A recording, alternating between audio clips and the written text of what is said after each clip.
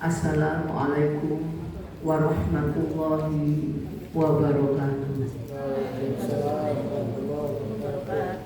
Alhamdulillahilladzi hadana li hadza wa ma kunna linahtadiya laula an hadana Allah. Asyhadu an la ilaha illallah wahdahu la syarika lah wa asyhadu anna Muhammadan abduhu wa rasuluh la nabiyya ba'da. Rabbis rahli sadri wa yassirli amri wahlul 'uqdatam min lisani yafqahu qawli. Amma ba'du. Qala Allah ta'ala fil Qur'anil Karim. A'udzu billahi minasy syaithanir rajim. Bismillahirrahmanirrahim. Subhanalladzi asra bi 'abdihi lailan minal masjidil haram ilal masjidil aqsa alladzi barakna hawlahu linuriyahu min ayatina innahu huwas samiul basir. Shadaqallahul azim.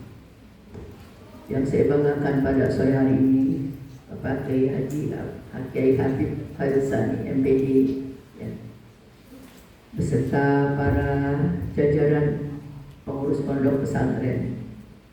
Yang saya banggakan para asatidah di lingkungan pondok pesantren Yayasan Akmal Sabila. Juga khusus para santriwan santriwati ya, pondok pesantren Akmal Sabila yang insya Allah berbahagia. Marilah pada sore hari ini kita bersama-sama untuk senantiasa memanjatkan rasa puji syukur kehadirat Allah Subhanahu wa Ta'ala atas segala anugerah, atas segala kenikmatan yang telah Allah berikan kepada kita, baik nikmat iman, nikmat Islam, sekaligus nikmat sehat, sehingga pada sore hari ini kita bersama-sama dapat berkumpul bersilaturahmi dalam rangka kita bersama-sama memperingati, menyambut ya sekaligus ya peringatan Isra Mi'raj Nabi besar Muhammad sallallahu alaihi wasallam. Salawat serta salam marilah kita limpah curahkan pada junjungan beliau adalah penerang pada saat ke-8 Habibana Muhammad sallallahu alaihi wasallam. Pada sore kalian hari ini ya, sebelumnya ingin disampaikan kepada seluruh para santriwan santriwati bahwa kegiatan peringatan Isra Mi'raj ini bukan hanya kegiatan yang formalitas rutin kita lakukan, akan tetapi harus berdampak terhadap sebuah perubahan kehidupan kita, baik dalam beribadah dan juga dalam perilaku yang baik. Inilah yang dikatakan menggali perjuangan Rasulullah dalam menggapai Islam rahmatan lil alamin. Pada sore hari ini kita sudah sama-sama mengetahui bahwa tadi disampaikan terkait dengan peringatan Isra Mi'raj. Hadirin yang berbahagia, dalam perjalanan 10 tahun kenabian Rasulullah, setelah usia 10 tahun kenabian Rasulullah, Nabi 10 tahun sudah menyebarkan agama Islam di antero Jazirah Arabia.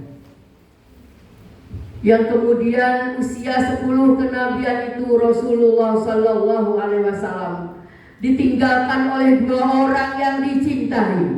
Yang pertama adalah istri tercinta Sayyidah Khadijah, dan yang kedua adalah Abu Thalib selaku atau sebagai paman daripada Rasulullah sallallahu alaihi wasallam. 2 orang ini adalah mereka atau beliau yang betul-betul memberikan support, dukungan, backup terhadap perjuangan Rasulullah dalam berdakwah. Ketika Rasulullah diserang oleh musuh-musuh, baik dari dalam atau internal, Maka yang ke depan yang membela mati-matian adalah Abu Thalib. Sebagai pamannya begitu setia dengan Rasulullah untuk membela ajaran agama. Maka Abu Thalib adalah beliau salah seorang yang memberikan backup yang kuat terkait dengan perjuangan Rasulullah Sallallahu Alaihi Wasallam. Yang kedua adalah Sayyidah Khadijah. Beliau adalah istri tercinta Rasulullah Sallallahu Alaihi Wasallam yang setia mendampingi Rasulullah berjuang, terutama segala materi harta yang dimiliki Khadijah mereka persembahkan untuk membantu perjuangan Rasulullah dakwah Islam di tengah-tengah masyarakat Arab pada saat itu. Betapa dua orang ini adalah yang berjasa melindungi, membantu dakwah Rasulullah Sallallahu Alaihi Wasallam. Maka pada tahun itu, ya 10 tahun kenabian itu, dua orang itu yang pertama Khadijah meninggal terlebih dahulu. Betapa rapuh sebagai seorang sosok yang sangat mendukung perjuangan Rasulullah, kemudian ditinggalkannya, ya Rasulullah, ya oleh Khadijah. Kita bisa membayangkan ditinggalkan oleh seorang istri, ya yang begitu sangat perjuangan luar biasa, pasti bersedih, pasti duka hatinya, lara hatinya. Dan pada saat itu di tahun yang sama ditinggalkan pula Rasulullah oleh paman tercintanya Abu Thalib. Maka dua orang inilah yang pada saat itu selalu membackup Nabi, selalu berada di barisan terdepan untuk membela perjuangan Rasulullah. Maka di tahun itulah dua-duanya telah meninggalkan Rasulullah Sallallahu Alaihi Wasallam. Maka ahli sejarah mengatakan tahun itu dikatakan dengan Amul Huzni atau tahun berduka cita, bersedih karena Rasulullah ditinggalkan oleh dua orang kekasih, baik pamannya demikian juga oleh istri tercintanya. Paham itu? Kira-kira kalau ditinggalkan sekaligus dalam 1 tahun oleh orang-orang yang dicintainya, bagaimana perasaan kita? Pasti sedih, duka yang begitu berkepanjangan. Tapi inilah sebuah ujian dan cobaan yang kemudian bagaimana Rasulullah pada saat itu beliau dalam kesedihannya mengatakan, ya Allah, apa yang Engkau berikan berupa ujian itu, aku tetap akan menunggu apa yang harus aku lakukan. Dan kita tahu ketika Rasulullah berjuang atau juga berdakwah di kota Mekah, apa balasan mereka kota Mekah pada saat itu, para orang-orang kafir Quraisy? Mereka tidak menyukai, mereka itu menghina, dan mereka itu bahkan mencaci maki Rasulullah Sallallahu Alaihi Wasallam. Akhirnya dengan cacian yang bertubi-tubi, yang berkepanjangan, dengan kesedihan Rasulullah ditinggalkan orang-orang di sekitarnya, orang-orang Arab Quraisy, ya kafir Quraisy pada saat itu betul-betul tidak menyukai Rasulullah. Akhirnya apa yang dilakukan oleh Rasulullah? Rasulullah punya kenalan, ya, yang disebut dengan Bani Sa'if. Bani Sa'if itu mengajak, wahai Rasulullah dalam kesedihanmu, ayo kita berdakwah. Kalau di Mekah dicaci maki, ayo kita dakwah di sebuah kota yang kurang lebih 100 meter dari kota Mekah, yakni disebut dengan kota Taif, ya, Taif. Kemudian dengan berjalan kaki selama beberapa bulan, ya, itu ketika kemarin waktu tahun lalu itu, ya, ke Taif itu, ya, Ustaz Alfa, ya, itu enggak, ya, itu menelan waktu kira-kira sampai sore itu pulang kita itu, ya. Nah ini Rasulullah berjalan kaki, ya, yang ditemani oleh Bani Sa'ib itu, ya, ditemani perjalanan menuju ke sana. Yang kemudian apa yang terjadi? Di kota Mekah dicaci maki, dihina, ya. Demikian juga ternyata apa yang diharapkan, ya, yang diduga akan diterima dengan tolak al-badun. Ternyata tidak demikian. Justru lebih parah lagi. Di kota Taif, ya, penduduk Taif pada saat itu sudah menyambut dengan tidak hanya dengan cacian, tapi dengan lemparan batu, dengan lemparan kotoran, lemparan tulang, belulang, dan semuanya. Sehingga pada saat datang Rasulullah ke kota Taif itu, maka Rasulullah pertama belakang, ya, di kepala belakang berdarah, kemudian di depan juga berdarah. Disinilah darah yang begitu mengucur dari belakang dan depan itu. Maka oleh sahabat Bani Sa'id itu diambil, ya, kebetulan itu pada saat itu berada di kebun anggur dan juga kebun kurma pada saat itu. Maka pada saat itu mengumpatlah Rasulullah ditemani, ya, di tengah-tengah mengumpat Rasulullah itu, ya, bersembunyilah, ya. Kemudian malaikat Jibril diperintahkan Allah Subhanahu wa taala, "Wahai Jibril, katakan kepada malaikat yang pemangku gunung Taif itu, berikan kabaran kepada Muhammad apa yang kamu mau dari apa yang diperlakukan oleh orang-orang yang biadab tadi, yakni penduduk Taif itu." Maka pada saat itu malaikat penjaga, ya, jabal atau gunung di Taif itu, ya, kemudian menyampaikan kepada Muhammad, "Wahai Muhammad Rasulullah, ya, kamu begitu sangat, ya, menderita dengan darah yang mengucur, dengan gigi yang langsung runtuh itu karena lemparan yang begitu tajam, begitu kencang. Apa yang kamu mau?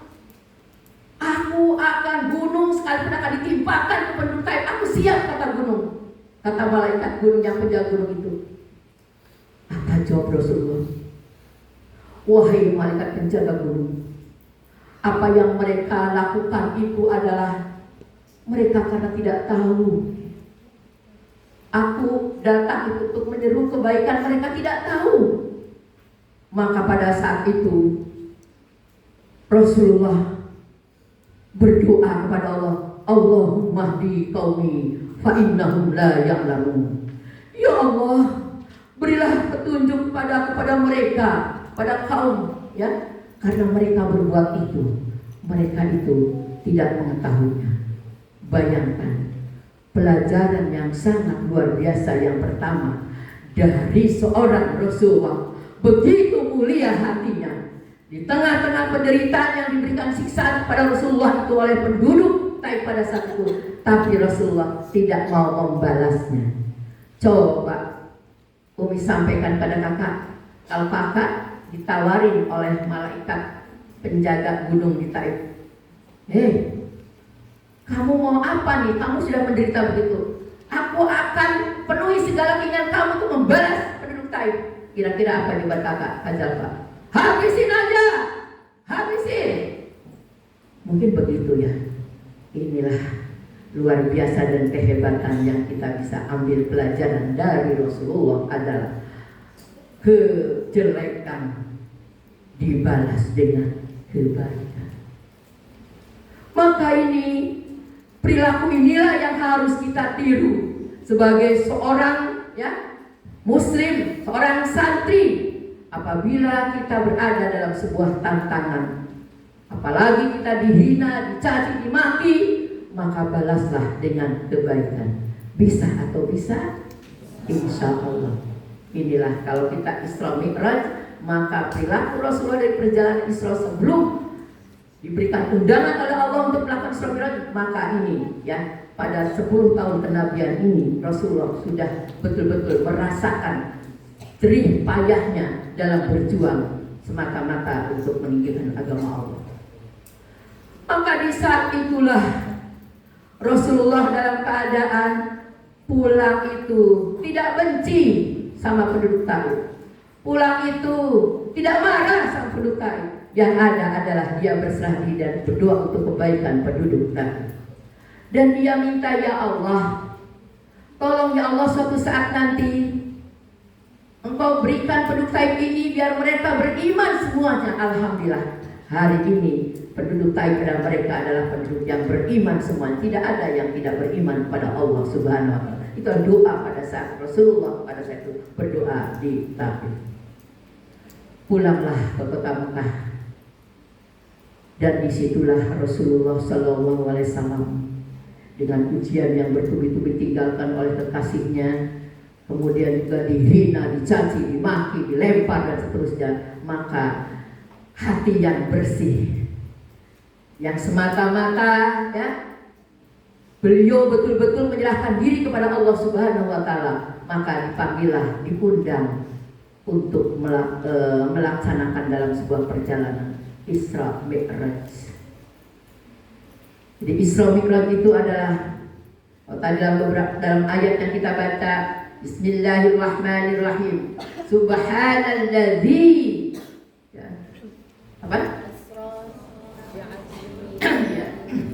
Maha suci Allah yang telah memperjalankan ya seorang Rasulullah dari Masjidil Haram ke Masjidil Aqsa ya, yang kemudian ke Sidratul Muntaha, dan kami perlihatkan tanda-tanda kebesaran merupakan upaya-upaya atau juga perilaku-perilaku yang dilakukan oleh ya orang-orang atau manusia yang nanti akan dirasakan semua oleh manusia dengan berbagai macam perilakunya. Maka yang pertama kalau kita bicara hikmah daripada Isra Mi'raj adalah ya orang yang berniat berbuat baik dengan berbagai tantangan, oke? Orang yang berniat berbuat baik pasti banyak tantangan. Dan ketika tantangan itu terus ya bersilih berganti, maka orang tersebut ya tetap berada dalam kekuatan akan keimanan, istiqomah dalam keyakinan, teguh dalam pendirian. Teman-teman, kalau kita diuji oleh Allah, kadar keimanan itu bergantung pada seorang ya. Ada orang yang diuji dengan keimanan, contoh yang sangat sederhana. Seorang santri diuji dengan keimanannya ketika diperintahkan untuk melaksanakan sunnah tahajud. Maka ini akan terlihat santri-santri dari ya jenis keimanannya. Ada santri yang keimanannya seperti kalau dikibarkan hujan masih gerimis. Ada yang hujannya itu sudah mulai gerimisnya agak kencang. Ada juga yang ya diuji dengan ya hujan sangat lebat. Contoh, bayangkan ketika kita mau tahajud, kalau gerimis ya, orang yang santri yang punya keimanannya yang rendah, waduh, malesnya bukan main. Malam hari harus bangun gerimis lagi, udahlah, kayaknya gak bisa deh. Itu berarti keimanannya ya sangat rendah. Ada lagi yang keimanannya ya sudah tinggi ya, padahal hujan tapi tetap dia cari payung untuk berangkat ke masjid sholat tahajud. Ini adalah para santri yang sudah memiliki keimanannya yang kuat. Ada lagi yang hujan lebat ya, di samping dia ya bismillah dia berangkat dengan membawa payung sambil dia terus memohon kepada Allah, ya Allah jadikan kami orang-orang yang istiqomah. Itu adalah orang-orang yang memiliki kadar keimanan yang kuat. Pertanyaannya adalah bagaimana dengan para santri yang ada di Akmal Sabil? Apakah termasuk keimanannya sudah dikatakan kuat atau masih dangkal? Hanya dengan gerimis aja sudah tidak mau bangun, sudah tidak mau ke masjid. Ini harus kita jadikan sebagai tolok ukur. Mi'raj, Isra Mi'raj ini harus bagaimana kita membangun kultur ibadah yang memiliki keyakinan yang kuat. Maka kalau hari ini sudah Isra Mi'raj, Umi berharap ada perubahan perilaku. Bukan hanya persoalan kita hebat seperti dalam berbicara, bukan hanya kita soal nyanyinya bagus. Yang lebih penting adalah hari ini kakak harus sadar betul bahwa kita harus melakukan sebuah perubahan dalam perilaku. revolusi dalam membangun ibadah, disiplin dengan penuh ya semangat. Kemudian yang kedua, kalau misalkan tadi ya, orang berjuang, Rasulullah berjuang itu penuh tantangan, maka dengan tantangan-tantangan tetap dia membangun keyakinan yang kuat, maka itu adalah ya pelajaran buat kita. Itu bagian dari kebahagiaan atau juga kesuksesan. Yang kedua, hikmah yang bisa diambil dari Isra Mi'raj adalah Allah hendak menyampaikan informasi kepada Muhammad. Wahai Muhammad, memang ketika kamu berada dengan istrimu Siti Khadijah, berada dengan pamanmu Abu Thalib, sah-sah saja, kamu boleh bahagia. Tapi ingat, sandaran manusia itu ada batasnya. Sandaran manusia itu tidak selamanya. Kamu bersahabat, kamu berteman dengan orang-orang yang kamu cintai, itu hanya sementara. Itu hanya sebentar saja, dibatasi oleh waktu ketika di dunia. Tapi bersandarlah kepadaku, kepada Allah Subhanahu wa Ta'ala yang selama-lamanya akan berikan pertolongan kepadamu. Jadi hikmah Isra Mi'raj yang kedua adalah ingin menegaskan bahwa ya kita semua manusia itu harus bersandar kepada Allah Subhanahu wa Ta'ala. Tidak ada yang kita takuti, tidak ada yang kita merasa malu. Yang hanya kita takuti dan malu hanya karena Allah. Karena Allah yang akan memberikan pertolongan kepada kita kapan saja, di mana saja. Pertanyaannya, kira-kira pertolongan yang Allah berikan itu kepada kita itu melalui apa? Yang pertama adalah as-shalah, as-shalah, as-shalah. Yang akan Allah berikan pertolongan itu adalah melalui sholat. Maka kepada para santriwan santriwati, sholatlah kamu sebagaimana yang telah dilakukan oleh Rasulullah. Shollu kama ra'aitumuni usolli. Sholatnya bukan hanya pembacaan saja, hatinya harus ingat sama Allah. Hatinya harus apa yang dibaca, paham dengan apa yang kita baca, hayati apa yang kita baca, itu namanya sholat. Apakah para santri, para asatidah sudah sholatnya sudah benar? Jangan sampai sholat terus-terusan maksiatnya jalan, malas tahajudnya, malas puasanya, senang ngomongin orang. Ini berarti sholat tidak berdampak. Nahi munkar, tidak ada kultur gerakan nahi munkar. Maka hari ini Umi percuma ngomong di sini kalau Kakak tidak paham. Sholatlah seperti apa yang dilakukan oleh Rasulullah. Dari mulai kita niat yang benar, kita niat. Kalau kita baca niat usolli fardhu dhuhri, berarti kita niat sholat duhur 4 rakaat. Allahu Akbar, Allah Maha Besar. Kita kecil manusia itu gak ada apa-apa di hadapan Allah.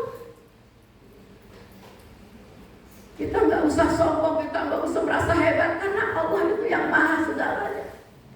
Kita baca Allah Akbar, inna sholati wa nusuki wa mahyaya wa mamati. Ibadahku, sholatku, hidupku dan matiku aku serahkan kepadamu ya Allah.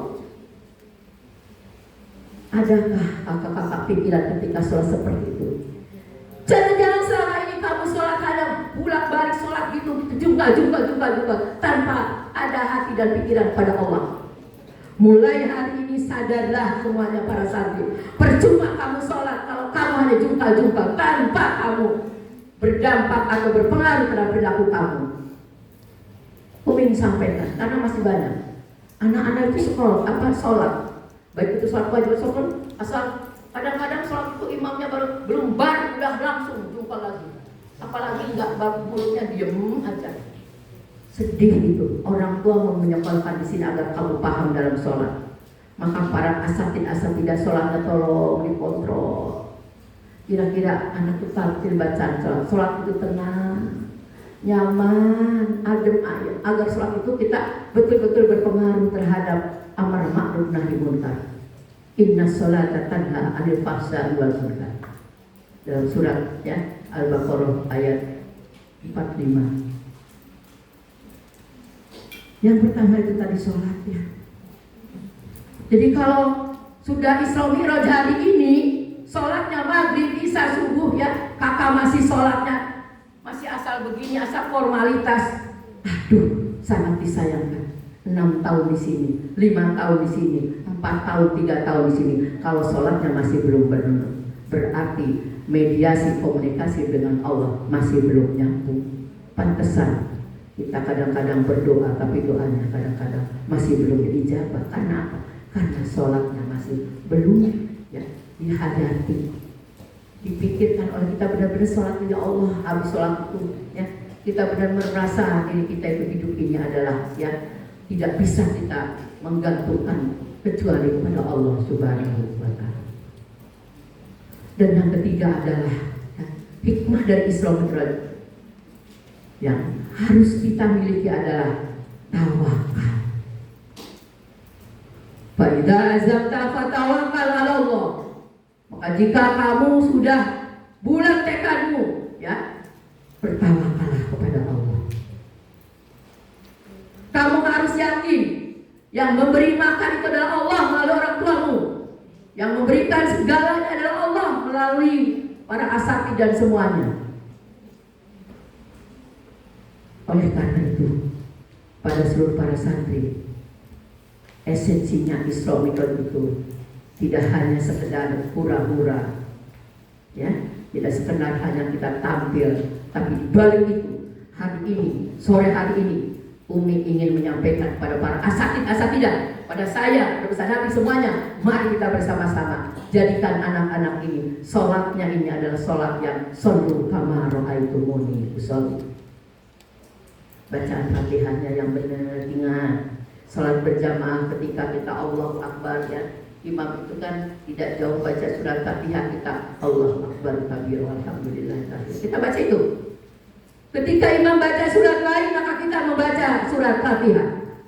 Paham? Oke. Ini silakan dicari beberapa hadis. Kita tidak lagi imam baca surat pendek atau surat kita ikutin, enggak. Perhatikan. Ketika imam baca surat Fatihah kita baca Allahu Akbar. Kalau kita sudah selesai kita dengarkan Fatihahnya imam. Imam baca surat lain baru kita baca surat Al-Fatihah. Bismillahirrahmanirrahim. Kemudian kita tarbil tumaninah bacaan dalam sholat itu, usahakan jangan sampai mendahului imam pada saat atau ketika sholat. Kalau Allahu Akbar baru kita ruku, baru kita sami Allahu liman hamidah, baru kita sujud. Banyaknya kadang-kadang sholat gerakan tidak diperhatikan, dan bacaan tidak dipahami. Untuk itu sore hari ini Umi ingin menyampaikan kepada kami semua, ayolah kita tumakninah kalau sholat. Ya, kalau setelah ya sujud ini ya Kak ya, kita mau bangkit dari sujud ya. Kalau kita tumakninah ya baru kita ini ya. Jadi kita enggak takutnya begini, imamnya berdiri, imamnya belum berdiri, kita sudah berdiri duluan. Itu menjaga ketertiban, jangan sampai sholat kita itu ya. Usahakan yang tumakninah itu sejenak ya, baru kita. Jadi jangan sampai berdoa Allah dan langsung ikut Allah. Kita takut kitanya makmumnya lebih duduk. Apa yang terjadi? Kita mendahului imam, nggak sah sholat. Maka yang takdir ya, maka yang tumakninah. Nah inilah barangkali ya, hal-hal yang kecil tapi ini akan berdampak terhadap ya gerakan dan bacaan sholat. Kita ingin sholat ini kita belajar ya, jangan buru-buru sholat itu ya. Kemudian yang berikutnya adalah pada saat berkomunikasi ya media dengan melalui apa? Zikir dan doa. Pada para asatidzah ingat, dalam berzikir saya selalu tolong 33 bacaan. Kenapa kita anjurkan begitu? Karena yang kita belajar untuk anak-anak ini sebagai edukasi. Jangan sampai kita baru subhanallah, alhamdulillah baru. Tolong anak SD ya biasa 7 kali ya. SMP, SMA, pesantren, diusahakan kita 33 kali. Paling tidak ini sesuai dengan apa yang dilakukan oleh Rasulullah. Tolong para asatidah, para imam ini, ya, mahasiswa ada pengabdian ini, ya, tolong berikan kesempatan untuk zikir anak itu, biar bacanya mulutnya tidak mingkem. Perhatikan, subhanallah, baca, masuk ya Allah. Kita ketika masuk ya Allah, ya Allah kita kabar, ya Allah, masuk ya Allah. Allah Akbar, kita ada Allah, aku kecil, Allah besar, Allah Akbar. Jadi ketika kita baca itu benar-benar kita sama Allah, pikiran kita itu. Berikan 33. Dan pada saat misalkan berdoa, ini yang saya sampai hari ini, kakak semuanya ada adab dalam berdoa. Kalau para santri masih malas doa untuk mengangkat tangan, ya, saya sangat sedih. Karena kakak-kakak itu kalau doa itu banyak yang galak.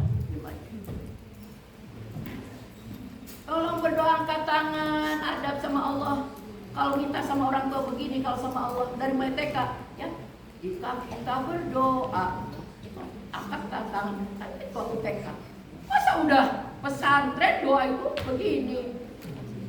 Sombong amat loh. Kita sama Allah kok seperti itu. Bisa diangkat tangannya, bisa. Umi sedih kalau tiap kali, ya Allah, nggak laki nggak perempuan itu Ustaz Alfa, perempuan juga sama. Makanya semester sekarang kita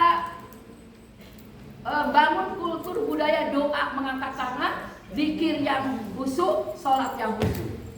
Umi itu selaku ada pertanggungjawaban dunia akhirat. Umi ingin takut ditanya nanti di akhirat di alam kubur.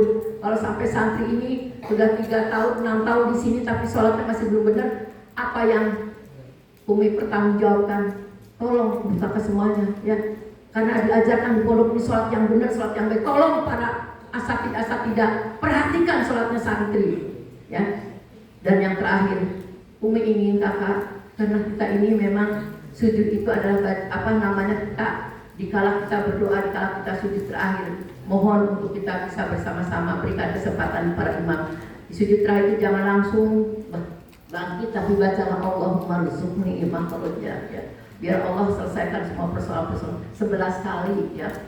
Saya kira itu nikmat banget. Allahumma rzuqni imam farajah. Ya Allah, keluarkan dari persoalan-persoalan hidup kami, ya. Itu akan merasa kita ini memang sholat tertib, ya, enak, ya. Dan insya Allah ini yang dikatakan peringatan Isra Mi'raj, insya Allah akan membangun kultur atau budaya ibadah disiplin, ibadah yang khusyuk. Wah, insya Allah kita semua adalah orang-orang hamba Allah yang ingin mendapat ridho Allah Subhanahu wa Ta'ala. Itu saja barangkali 3 hal, ya. Nanti kalau guru agamanya, ya, saya kira ini para asatid, ya, baik di SMP, di SMA, ya, kalau direfleksikan dalam sebuah hikmah 3 ini, ya. Nah, kira-kira siswa ini bisa memberikan sebuah penjelasan atau merefleksi dari kegiatan Isra Mi'raj pada sore kali ini. Untuk itu kepada para asatidah semuanya, ya, para wabil khusus, ya, ada Bapak Kiai Habib, ya, terima kasih, ya.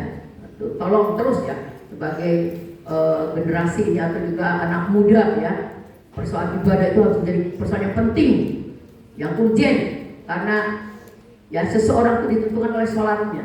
Perilakunya jelek, pasti sholatnya jelek. Tidak ada di muka bumi yang sholatnya bagus, kemudian perilakunya jelek. Insya Allah nggak ada. Semua itu adalah bergantung sholahat, ya. Idza sholahat, ya.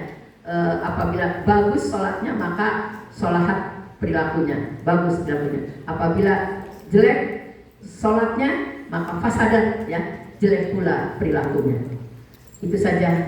Semoga mudah-mudahan Allah berikan hidayah pada sore hari ini, buat khususnya buat Umi, juga buat para asatidz semuanya, juga buat kakak semuanya. Terima kasih atas segala perhatiannya, mohon maaf atas segala kehilafannya. Wallahul muwaffiq ila aqwamit thoriq. Billahi taufiq wal hidayah. Wassalamualaikum warahmatullahi wabarakatuh.